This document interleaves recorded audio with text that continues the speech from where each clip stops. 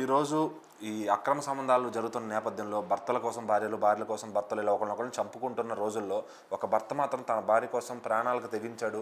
So మరి అసలు ఏంటి కథ?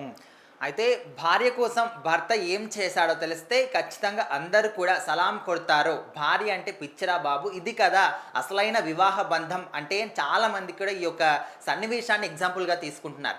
సో ప్రజెంట్ జనరేషన్లో చూస్తే మన దేశవ్యాప్తంగా కూడా వాళ్ళు కట్టుకున్న భర్తల్ని, కన్న పిల్లల్ని కూడా చంపేసి వాళ్ళ ప్రియుడు కావచ్చు, ప్రియురాలి కోసం కావచ్చు వెళ్ళిపోతున్నారు.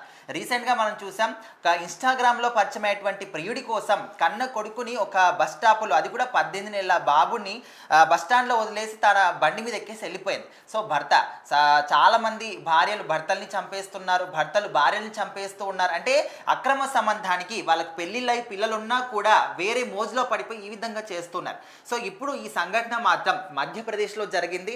వాళ్ళ భార్య చెరువు గట్టున స్నానం చేస్తున్నప్పుడు బై మిస్టేక్లో అందులో పడిపోయి మునిగిపోయింది. ఇంకా వాళ్ళ భర్త పక్కనే ఉన్నటువంటి వాళ్ళ భర్త ఒక్క క్షణం కూడా ఆలోచించకుండా తన కోసం అందులోకి దూకేశాడు. తన భార్యని కాపాడి ఒడ్డు మీదకి చేర్చాడు. కానీ తని మాత్రం అందులోని మునిగిపోయి చనిపోవడం జరిగింది. ఇంకా తర్వాత వాళ్ళ భర్త మృతదేహాన్ని అయితే గజయితగాళ్ళు బయటికి తీసుకొచ్చారు. పోస్ట్ మార్టం కోసం హాస్పిటల్ కూడా తరలించారు. సో ఇందులో ఏముంది గొప్ప అని మాట్లాడుకుని చాలా మంది కూడా అంటారు. కాకపోతే ప్రజెంట్ జనరేషన్లో ఏం జరుగుతుంది, ఏం చేస్తున్నారు, కొంతమంది పెళ్ళిళ్ళు కాకపోయినప్పటికీ కూడా తల్లవుతున్నారు. అదేవిధంగా అక్రమ సంబంధాలు మెయింటైన్ చేస్తున్నారు. పెళ్ళిళ్ళు అయిపోయింది, పిల్లలు కూడా అయిన తర్వాత కూడా వేరే వాళ్ళ కోసం, వాళ్ళకు కాలేజీ చదివేటటువంటి పిల్లలున్నా సరే ఇంకా 25 ఏళ్ళ పిల్లాడి కోసం కూడా ఊరు వదిలి ఇల్లు వదిలి కూడా వెళ్ళిపోతున్న సందర్భాలు మనం చూస్తున్నాం.